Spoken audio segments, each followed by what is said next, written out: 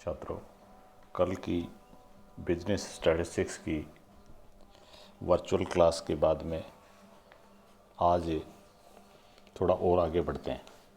कल आपको इसके पेपर के पैटर्न के बारे में, कुछ कुछ सिलेबस के बारे में, कुछ कुछ बुक्स के बारे में मैंने जानकारी दी।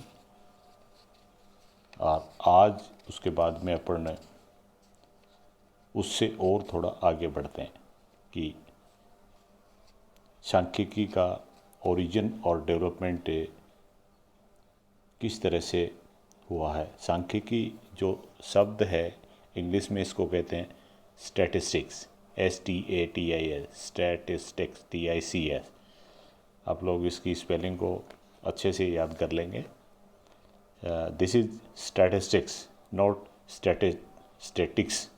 ज़्यादातर विद्यार्थी स्टैटिक्स बोल लेते हैं इसको, लेकिन गलत उच्चारण भी अपने को नहीं करना है और स्पेलिंग का भी ध्यान रखना है, क्योंकि जिस बुक का आप अध्ययन कर रहे हैं उस बुक का शीर्षक, टाइटल, उसकी बुक का अपने को थोड़ा नॉलेज होना चाहिए। तो इसकी उत्पत्ति के बारे में ये कहा गया है कि इटली भाषा का एक शब्द है स्टैटिस्टा, और जर्मनी का शब्द है स्टैटिस्टिक, एवं लैटिन भाषा का शब्द है स्टेटस। इनसे मिलके सांख्यिकी का शब्द है, इसकी रचना हुई। ये जो तीन शब्द हैं, इन तीनों का अर्थ ही एक तरह से स्टेट है, और स्टेट मानी राज्य है। पहले स्टैटिस्टिक्स केवल राज्य के काम में आती थी, इसीलिए इसको साइंस ऑफ किंग्स के रूप में जाना जाता है, राजाओं के विज्ञान के रूप में। सांख्यिकी को एक अलग सेपरेट ब्रांच के रूप में सर्वप्रथम मान्यता प्रदान करवाने का जो श्रेय है वो जर्मनी के प्रोफेसर हैं, प्रोफेसर गॉटफ्राइड एकेनवाल को जाता है, जिन्हें फादर ऑफ स्टैटिस्टिक्स भी कहते हैं। तो ये इसके प्रारंभ की बात हुई। उसके बाद में इसका विकास होता रहा और 19वीं शताब्दी में इस स्टैटिस्टिक्स को और आगे बढ़ाया। नेप, चार्लियर, फ्रांसिस गाल्टन और कार्ल पियर्सन आदि ने इसको विकसित करने में अपना महत्वपूर्ण योगदान दिया। ये एक प्रारंभिक रूप से शब्द कैसे आया, इसका विकास कैसे हुआ, इसके ऊपर बात करी अपन ने। अब एक अलग हेडिंग लेते हैं कि what is the meaning of statistics. वैसे मैं आप लोगों को ये बता दूं कि स्टैटिस्टिक्स का मतलब है डेटा से। स्टैटिस्टिक्स को वैसे हिंदी में आप लोगों ने कहा सांख्यिकी, और सांख्यिकी का मतलब आप लोग समझ सकते हैं कि जिसमें संख्याओं के ऊपर काम होता है, लेकिन यहाँ अपन उसको संख्या नहीं कहेंगे। नाम इसका सांख्यिकी जरूर है, लेकिन वो जो फिगर्स काम में आते हैं या संख्याएं काम में आती हैं, वो संख्याएं नहीं होंगी। आगे चल के अपन देखेंगे, वो हैं डेटा, DATA, डेटा। और डेटा को हिंदी में अपन कहेंगे समन। तो स्टैटिस्टिक्स है वो एक तरह से आंकड़े हैं, और स्टैटिस्टिक्स एक वैज्ञानिक मेथड है।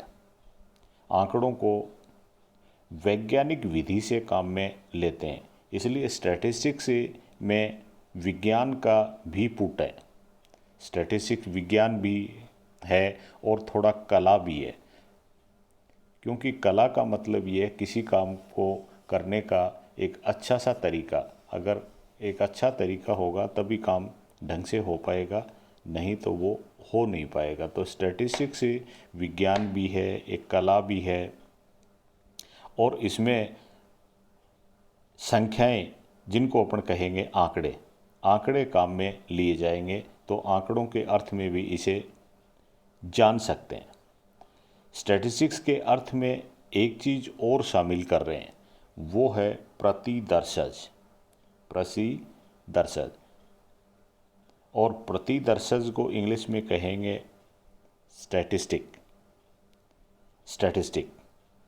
और स्टैटिस्टिक या दर्शज, प्रतिदर्शज का मतलब ये हुआ कि जब किसी बड़े समूह में से, एक बड़ा समूह होता है, उस बड़े समूह में से कुछ इकाइयों को चुनकर उसके आधार पर सांख्यिकीय मापों की गणना की जाती है। सांख्यिकीय माप का मतलब स्टैटिस्टिकल मेजर्स की गणना की जाती है।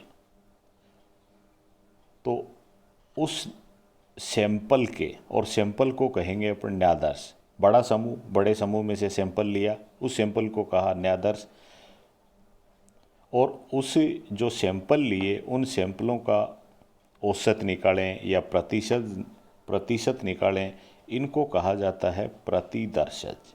ये होंगे प्रतिदर्शज। तो अभी आप लोगों को समझने की बात यह है कि सांख्यिकी का जब अध्ययन करेंगे तो वहाँ अपने पास में एक बड़ा समूह होगा। होता ये प्रैक्टिकल में या व्यवहारिक रूप से होता ये कि बड़े समूह की हर इकाइयों को चेक नहीं किया जा सकता। तो बड़े समूह में, बड़े समग्र समूह को समग्र भी कहेंगे अपन, बड़े समग्र में से या बड़े समूह में से कुछ इकाइयाँ चुन के अपन समग्र के बारे में फैसले लेते हैं। सांख्यिकी में होगा ये, सांख्यिकी में बड़ा समूह है, उसमें छोटे छोटे सैंपल लेंगे और उन सैंपलों के आधार पर अपन डिसीजन निकालेंगे। ये मेन रूप से ये काम होगा। तो फिर उसके बाद में आपको मैंने ये बताया कि जो संख्याएं हैं उनको अपन डेटा कहेंगे। वो संख्या नहीं है, अपने लिए दीज आर डेटाज। लेकिन जनसामान्य के लिए वो जो समंक हैं वो केवल संख्या हैं, लेकिन कॉमर्स के विद्यार्थियों के लिए वो संख्याएं नहीं हैं। संख्याएं अन्य जो फैकल्टीज़ हैं उनके स्टूडेंट्स के लिए हो सकते हैं, आम नागरिक के लिए हो सकते हैं, लेकिन अपने लिए हैं वो समंक। समंक होता क्या है, वो किसी एक विद्वान ने, जिनका नाम है बाउले, BOWLEY, बाउले, वो समंक के बारे में एक कोटेशन कहते हैं, वो मैं आप लोगों को बताता हूँ। समंक अनुसंधान के किसी क्षेत्र से संबंधित, अनुसंधान के किसी क्षेत्र से संबंधित तथ्यों के संख्यात्मक विवरण हैं जिन्हें एक दूसरे से संबंधित करके प्रस्तुत किया जाता है, एक दूसरे से संबंधित करके। तो ये जो कोटेशन है उसमें क्या क्या चीज़ें आई हैं जो आप लोगों के लिए नई हैं, उसमें एक तो ये समंक, और समंक का मतलब वो संख्या तो है ही, पर संख्या के अलावा भी उसमें और विशेषताएं हैं जो अपन देखेंगे, और उसकी वजह से अपन उस संख्या को समंक कहेंगे। तो समंक होगा। और फिर अनुसंधान करना है आपको। स्टैटिस्टिक्स में होते हैं अनुसंधान, रिसर्च, इन्वेस्टिगेशन, और किसी क्षेत्र से संबंधित करना है ये काम। और तथ्य होंगे, फैक्ट होंगे, तथ्यों के संख्यात्मक, न्यूमेरिकल विवरण है, संख्यात्मक विवरण है जो एक दूसरे से संबंधित किए जा सकते हैं, एक दूसरे से संबंधित होते हैं। ये एक समंकों के बारे में एक सामान्य सी उन्होंने एक कोटेशन दिया, पर अपन इस कोटेशन के आधार पर समंक समझ नहीं पाए हैं। तो समंकों को समझने के लिए, समंक समझना अपने लिए बहुत ज़रूरी है, क्योंकि स्टैटिस्टिक्स बिना समंकों के चलेगी नहीं। स्टैटिस्टिक्स का जो रॉ मटेरियल है वो है समंक। तो फिर अपने को पता होना चाहिए कि समंक होता क्या है। कहीं वो समंक हो ही नहीं रहा, आप उसको शामिल कर लें तो समझे कैसे? इस कोटेशन से और परिभाषाओं से समझ नहीं सकते। तो आपको समंकों की विशेषताएं देखनी पड़ेंगी, और समंकों की जो विशेषता हैं इंग्लिश में कहेंगे करेक्टरिस्टिक। करेक्टर की स्पेलिंग आती है आपको CHARACTER, करेक्टर। और करेक्टर के ISTICS और लगा दो, ISTICS और लगा दिया, तो वो हो गया करेक्टरिस्टिक और मतलब हुआ विशेषता। तो समंकों की कुछ विशेषता होती है, जैसे छात्रों की कुछ विशेषता होती है, स्टूडेंट्स की कुछ विशेषताएं होती हैं, उनके आधार पर उनको स्टूडेंट्स कहा जाता है।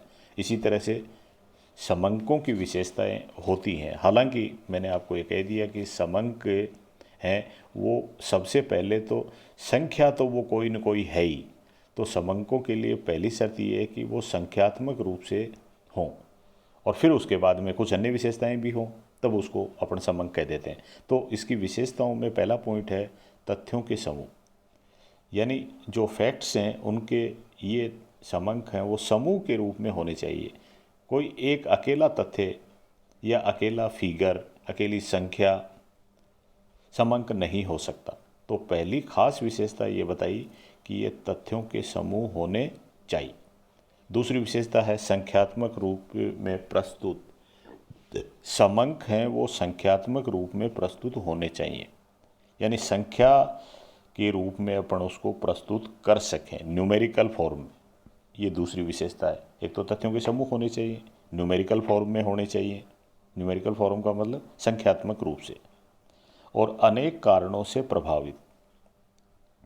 ऐसा भी होना चाहिए कि ये जो समंक हैं वो अनेक कारणों से प्रभावित होते हैं। जैसे विद्यार्थियों के परीक्षा परिणाम, ये कई कारणों से प्रभावित हो सकते हैं।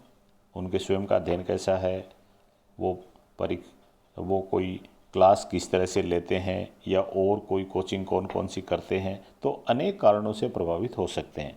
समंक होंगे वो अनेक कारणों से प्रभावित होंगे। फिर उसके बाद में संगणना अथवा अनुमान।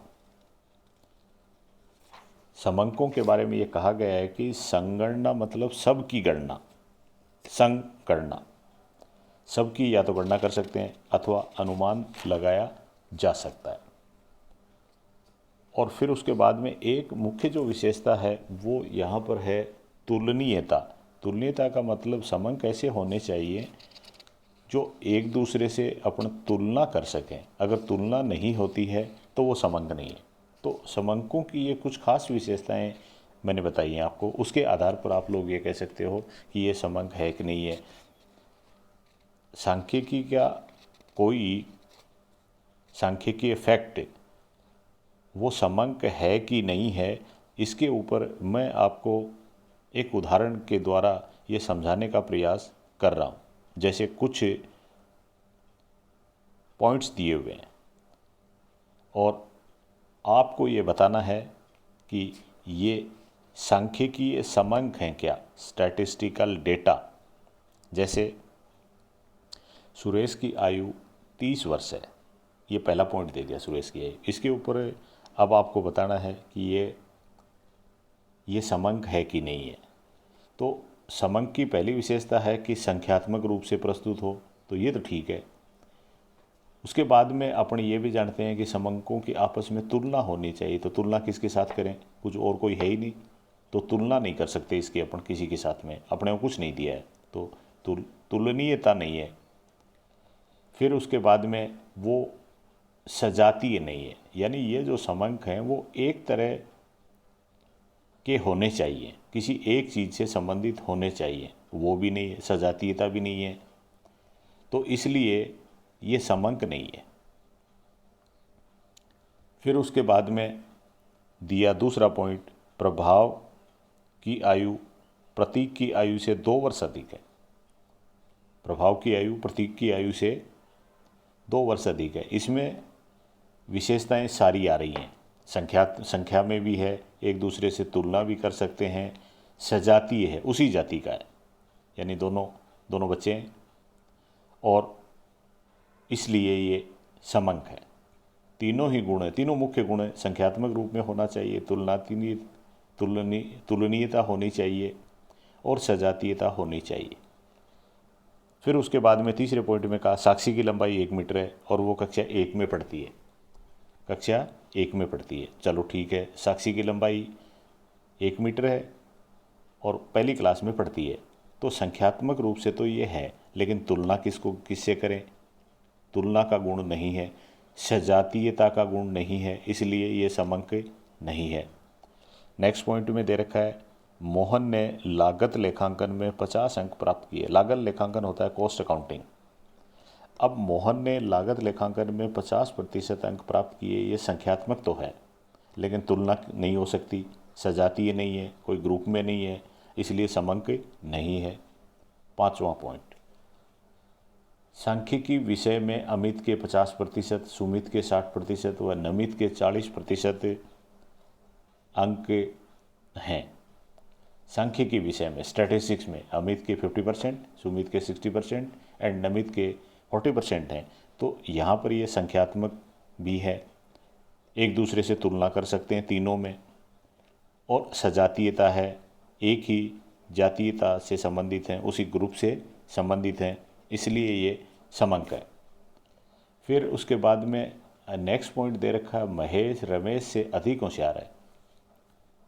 महेश रमेश से अधिक होशियार है, तो ये संख्यात्मक रूप से ही प्रस्तुत नहीं है।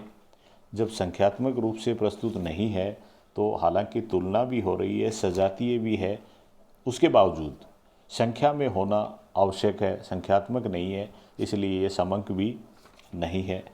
और लास्ट में अपन देखते हैं, राम के सांख्यिकी में प्राप्तांक 70% हैं, राम के स्टैटिस्टिक्स में 70%, और मोहन के लागत लेखांकन में प्राप्तांक 50% है।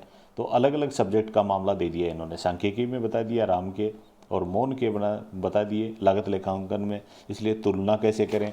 तो यहाँ संख्यात्मक रूप से तो ये प्रस्तुत है, लेकिन तुलना नहीं कर सकते, और एक ही जाति से संबंधित सजातीयता भी है, ग्रुप में भी हैं, इसके बावजूद ये समंक नहीं है। तो आप लोगों को ये अच्छे से पता कर लेना चाहिए कि कोई संख्यात्मक विवरण समंक है कि नहीं है। ये सांख्यिकी में बहुत इम्पोर्टेंट है। Thank you.